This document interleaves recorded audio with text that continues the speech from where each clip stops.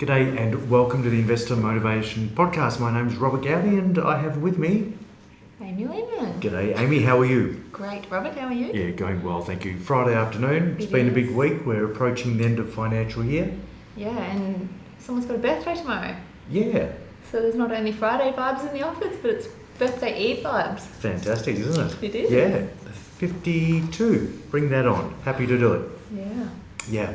So I suppose, it'll be hopefully a walk in the Grampians, nice lunch with some of the kids and the family, and just all relaxed fun stuff. Yeah, and hopefully you get a bit of rhubarb cake. Shout out to your mum, Sue. Yep. Makes the baddest, meanest, bestest rhubarb cake Happy of days. all time. Good gear, Yeah. good gear. What are we chatting about today, Amy? Today we're going to talk about some of the, common mistakes we see retirees make, and hopefully make them known. So it's a bit of a what not to do in retirement. We've done a few videos out there already of what you can do in retirement and how to optimise it, but these are just some easy things that can be done that shouldn't be done. Cool. Now this one is completely unrehearsed. We really haven't spoken too much about what we're going to chat about, but what's the first thing that springs to mind for you where people get it wrong overall? I think, and I'd love, you are really passionate about, talking about this with new clients especially, but it's making sure they get that balance right of not being too frugal. I think a lot of people can be too frugal in life and dying with a lot of money. What's the good in that when you could have made all the fun and all the memories along the way? So that's probably my biggest hope that people get out of this.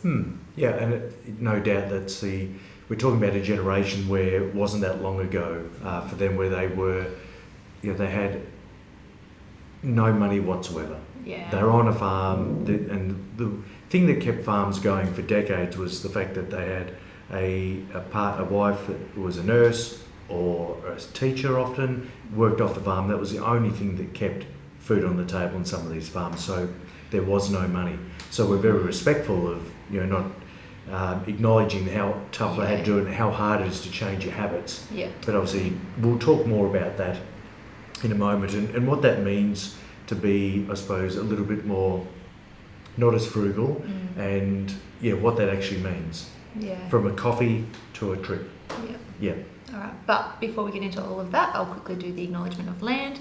On behalf of the Investor Motivation Podcast, we would like to pay our respects to the traditional owners of the land on which we do record this podcast and pay our respects to elders past, present and emerging. Cool. So while we're chatting about being frugal in retirement as one of the biggest errors that you can make or things that you can do wrong, which probably seems strange, because everyone would be thinking, listening to this or watching this, would be more about the financial mistakes, wrong investments, or and I suppose that's something we can go into. It's one area, but when people are given advice and they're within standard investment structures, their money's not going to go to zero, it's not going to be stolen, any of those left field things. The thing that we see mostly is where people don't spend enough.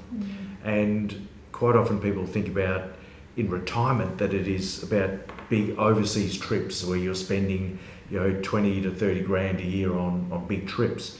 And I explain to people it's not about that. No. Because that might be 3-4% of your year. What do you do for the rest of the 95+% of your year? And that is grabbing a coffee with friends, going down the street, and it's the small trips away where you drive down to the coast. We're about 2.25 hours from the coast, Warrnambool Port Ferry. Go down there for a weekend. It's smaller, accessible things. Big holidays can be taxing, plus expensive. So it's quite often trying to teach people that have millions of dollars that they're fine to go and buy a coffee, because it's not about the coffee or the beer, the cost of it. It's about the social connection and catching up with people that they like. And a lot of these people are very social cats. And even if you're not a social cat, it's important. We all know it's important to have community and connections, and I think it's one of the top 5 most common things in people that live, like centenarians, people that live to 100. A lot of them say that they think that they get there because of that sense of community they have, and even if it's with the neighbours in a local gardening group or anything. It doesn't have to be anything that actually costs money. It's just some group that's there. We've got the Wimmera River Improvement committee, yeah. Yep. Easy That's one. where a group of retired guys cruise around on Wednesday mornings. Yep. But it's not just about the volunteer work and doing some good work to keep our river amazing, but it's also because my dad's involved. It's the cup of coffee with his mates and the cheeky laughs and jokes that these guys come up with whilst doing some amazing work around the town. Yeah. That's that sense of purpose, and Yeah. let's lead on to that not having a reason to jump out of bed, which I think people always experience this at the start of their retirement, that they lose that sense of purpose. And I know I'm a candidate for this. I love my job. I've been doing this for over 26 years, really engaging. I've got plenty of years to go, but I've got to be mindful that when I transition out, it won't be going from 5 days per week down to zero. Yeah. It will be 5 to 4 and so on, Yeah. with breaks in between. But I already know that I want to get back into my pottery. I used to be a potter, which what I mean by that is a production potter on the wheel, throwing pots with clay. Yeah. I did that for the first 4 years straight out of school. I was lucky enough to get a job locally. But that was a production job, a factory type job once you got good at it. But I want to do that where it's just purely creative. Yeah. And I reckon that would be fun as a hobby only, Yeah. not turning it into a job. Yeah. So I want to start that up again Yeah. pretty soon, so it gives me the next 30 and 40 years, Master it to try to get good at it. Yeah. In different ways. Yeah, exactly right. So it doesn't need to be something that costs a lot of money. We've got a local book that we've kind of produced here that has volunteer opportunities local to us. Yep. Hopefully a lot of council websites out there have one as similar, so definitely search for that if you just need to find new connections and need something to become passionate about to get you out of bed in the morning. Yep, so purpose is really important. So I see that as an issue, and people work that out over time. It just takes a bit of time sometimes. Now, I think a good one to think about is people always underestimate how long they're going to live. Yeah. And if you do that, if you're 60 and there's every chance people retiring now at 60 to 65 are going to make it to their 90s. Yeah. So this is a risk, and also something that people get wrong, but they won't know about it too well after after the fact, and that is inflation. Yeah, exactly. Being too conservatively invested, and we're very, I think, strong advocates, and we like to take our clients always down the education path of investments, different asset classes, and why being invested just in cash and term deposits can be riskier than those, typically called risk assets that are the growth-oriented ones. Yeah. And it's exactly because of inflation. Yep, and it's a death by 1,000 cuts. You won't know the risk that you're taking until 1 or 2 decades roll on, and your money's not kept up with the eroding effects of inflation. Yeah. So to counter that, you need to be growth orientated. It's as simple as that. Yeah, I think a lot of people might, especially a young person talking about retirement, what does a Gen Z know about these, feelings of being too risky when you're in your 60s? But it's also just educating that technology and medicine has advanced tenfold in every year it does. So it is the fact that even if you're 65 and retiring, you've got 30 plus years ahead of you that you need to account for. Even if you don't make it, it's better to be, I guess, conservative with that time horizon than not. And quite often it's a couple. Someone will die before the other one, more than likely. Yeah. But the chances of one of those people getting to their 90s is very high. I think it's over 60% chance of that happening. And obviously, when it comes to inflation, you have to invest into growth assets, which are by nature volatile in the short term. So when we invest into Microsoft and Apple and Google and all these amazing businesses, they are volatile because they trade on the stock exchange. Yeah. But the way I explained it to people is it's far more risky to be conservatively invested over the long term than the risk of short-term volatility. Yeah. You can put up with short-term volatility. It doesn't feel good. People react poorly to it. But learning that it's not a problem, and if people are properly engaged in retirement with purpose and their passions and doing stuff, don't look at your portfolio. Yeah, they're probably not looking at it, and they're just happy with what's happening. And that's been my cheeky quote that when a very intelligent investor, one of our clients said, "Rob, how do we reduce the volatility?" And I spoke about annuities and I spoke about term deposits, but then I cheekily said the other way we can reduce the volatility is stop bloody looking at it. Stop hitting refresh on your portfolio on a daily basis, which people should have better things to do. And if they're doing that, they haven't quite nutted out retirement quite yet. So volatility and inflation. You've got to put up with volatility to beat inflation. And there's a very achievable balance that you can have where you are invested into the growth assets that will grow and beat inflation, and have enough in cash so that you're never in a forced sell position. So no matter how volatile the markets are, it doesn't matter, because you don't need to sell. You don't need to worry about if it goes down, because you're there to let that recovery ride its own way out.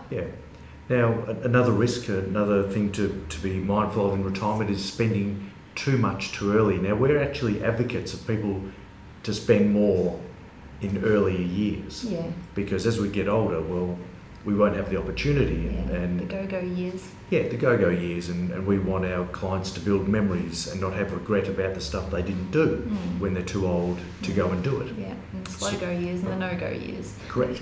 So I suppose, making sure that people aren't overspending, which means money's going to run out too early. So how do you work that out? Well, that's where you've got to go to the projectors and start to play with the numbers. And we do that at first appointments, we do that on review appointments. That we've got a very simple Excel spreadsheet, which is not as simple as we'd like to think, takes into account Centrelink, but it really adds a lot of value. And there's videos on our YouTube channel on that. I've done them on TikTok as well, to check out that I think it's a cure to so many evils. And even yesterday when we met with some new clients, that the relief that they have knowing that we're going to have enough is huge, and the confidence it gives them to spend more earlier in the piece.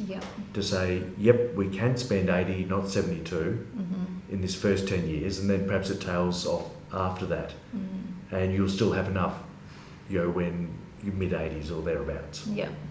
So, but I do see people chip away at their money constantly all the time, and sometimes I don't know where it goes. But there's always a need, and I think those people, we provide the projections, we provide, I suppose, the warnings to say, hey, if you keep this up, you are going to run out. And we've got a spending policy that we can implement for those clients that just seem to be withdrawing a little bit too much for unknown reasons. So and that's fine, but as long as you do the projections out to say, well, if you're spending this much in the first 5 years of retirement, it restricts you to this much in the next 25. So it's fine to do, but it's understanding what your, the opportunity cost is for later in life. Very good. What else is on top of mind for you, Amy? Another thing that I feel like I'm tooting your horn and our horn a little bit here, but I think it's really, you're one of my mentors, obviously being a young advisor in the industry, and I think you're really good at encouraging people not to put, early inheritance before their own sense of retirement security. That's another important thing, because we do want to see our kids and grandkids' success in life and help them as much as we can, but we're always going to make sure the clients sitting in front of us, the elder couple, have got enough to get through their life comfortably, and still, have those wins with their, next generations, but in a way that they can enjoy it more too. Like when you go down to the beach for the weekend and you rent the holiday house out and invite the kids down, more than just handing out lump sums of money when you're not sure if they're yet respecting of money as well. So I think that's a great thing that you do. It's a really interesting one, and I think it's a frustrating one, because what's happening in the housing market in Australia, it is just, Australians are so bloody obsessed with property, and the prices have just got out of hand that you think, how on earth can they get in? And obviously we've done lots of discussions on this, and I think there's going to be grandparents and parents are going to want to play a role in helping out, but it's got to be done in a smart way at the right time. So we've got to really give that due consideration. And following on from that, when it comes to inheritance, yes, I think you can give money too early and sacrifice your own retirement. So we will make sure, again, we will do these projections. Yeah. Here's what happens if you decide to give $200,000 each to the children now when you're 60, and that what impact that has on the money longer term. So you've got to see these things visually. Yeah, definitely. Before you make decisions. Yeah. Yeah. So it's all well and good to do that, but yeah, know the numbers. Yeah. Do the projections. And put yourself first. Yeah. And one thing that I do, and it is about inheritance, but it's about future inheritance that our retirees might receive. If there is conservatively, and I don't like to ask the question about what they might expect down the track, Yeah. but it's relevant because if there's going to be $1 million that they might receive at some stage in the next 15 years, and these people are retiring at 60 to 65, gee, that gives you a lot of confidence. Instead of spending based on the money you've got now, spend as though you know this is going to come, because we can add this in the projector, Yeah. and we can show that, well, when you get this extra cash injection of 500 grand or whatever the number is, it means you can spend more now, because having more fun is really at the top of our list for our clients. Yeah.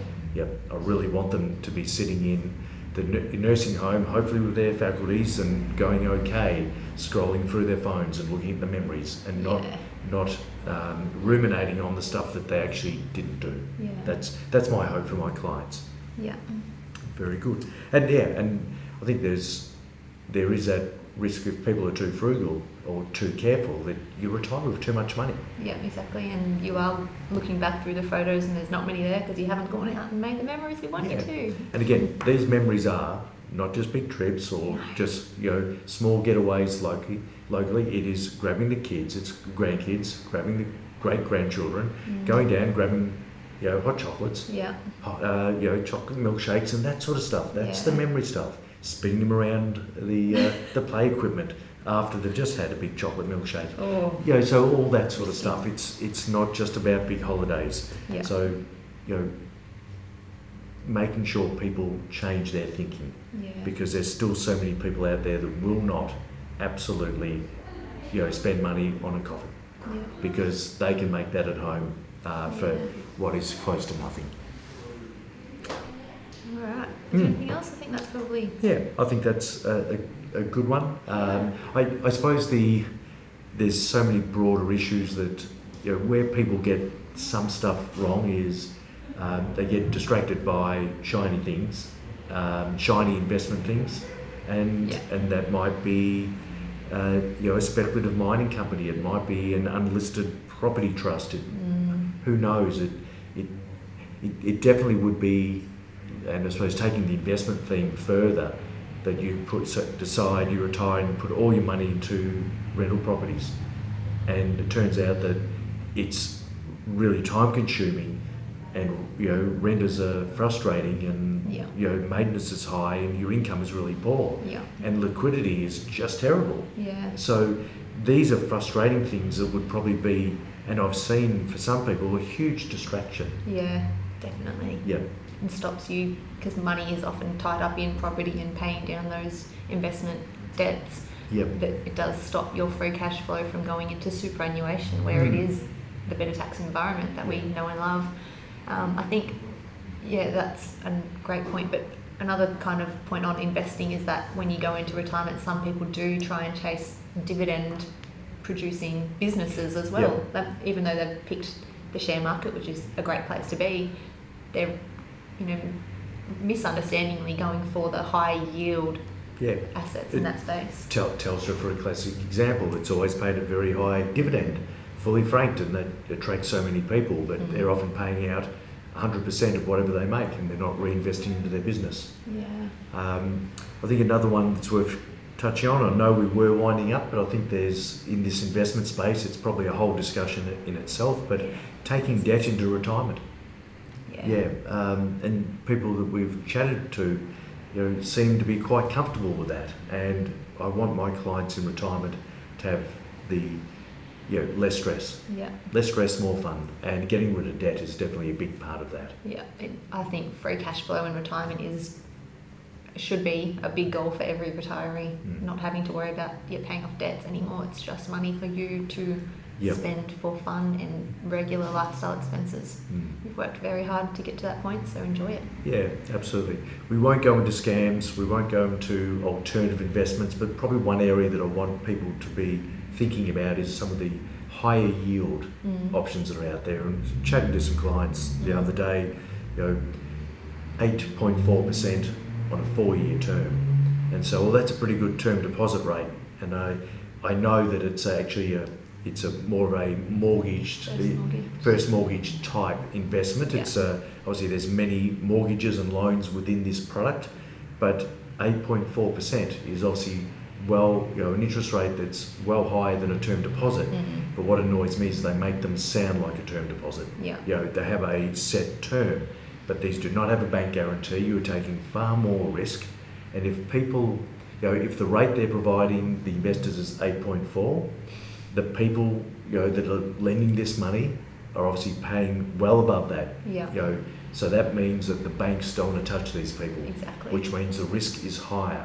And that's probably a good distinction just to make, that a first mortgage is different to a regular mortgage, because it's the fact that people have gone to the big banks that are government guaranteed for a loan, they've been knocked back, and then they've had to source this alternative provider that's much more risky. So if you are the lender to those borrowers, there's a chance your money might not be repaid. And the risk is high, and that's how you can get 8.4% compared to 5% in a simple term deposit. So one to be mindful of, but they're the things. Some of those ones that are seemingly safe because they put the word term in there, but it's not a term deposit. It's really, I don't think they should be really allowed to use those terms, because it's I think it's wrong. But that's where people will say, oh, okay, I've got my $1 million, I'll put it all into there, and that's what happens. And then something happens that you just don't see coming, and you lose. Think banks here. There's a lot of things that happened over the last decades where companies just went to zero. People lost their money. So you still need to have some. You need to know what's behind these assets. Before you invest. Definitely look for the quality more than the yield, I guess. And if you say, right, no, but I'd love some 8.4%, that might be 5% of the portfolio. Very, very minimal. Don't put it all the eggs in one basket. Correct, but because they have that 4-year term feel to it, that safety term, and it feels different. That's where people do put a lot of money in. Anyhow, let's wind up now, Amy. I think that's food for thought. But when it comes to the investment side of mistakes, this discussion could go on and on. Absolutely. Thanks very much for listening.